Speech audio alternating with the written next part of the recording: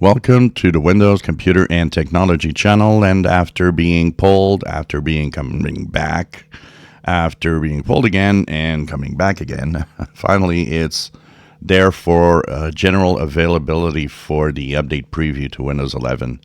Those of you that are on Windows 11 24H2, the cumulative update preview was released last week, was pulled, so some of you got it, then it disappeared and people were not seeing it.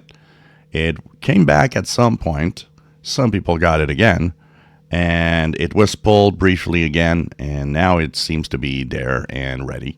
So as you see here, I got it as the cumulative update preview, which is optional. That's why it has a download and install button, which tells me if I want to install it or not. Like I said, most of the time I think it's better to wait until Patch Tuesday and everything installs together. For the simple reason that, well, it was pulled because something was probably wrong with it for some users, but now it is here. So you can, of course, install it, or not. I will do the job of installing it just because I want to test it out. I'm the guy to test it for you guys. So I will be, of course, checking this out now.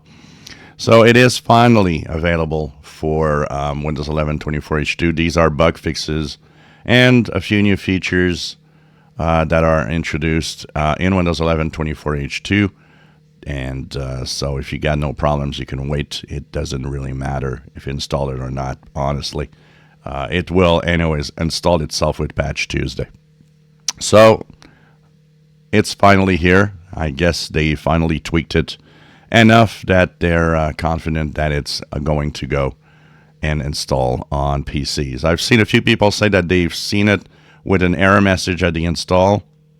I know that one of the major issues was an error message trying to install was the biggest problem of that update. So I don't know what they tweaked or changed for that to now apparently be better. I'm installing it now, so if it ever gives me an error message or doesn't want to work, I'll let you guys know. If you enjoy my videos, please subscribe, give us a thumbs up. Thank you for watching.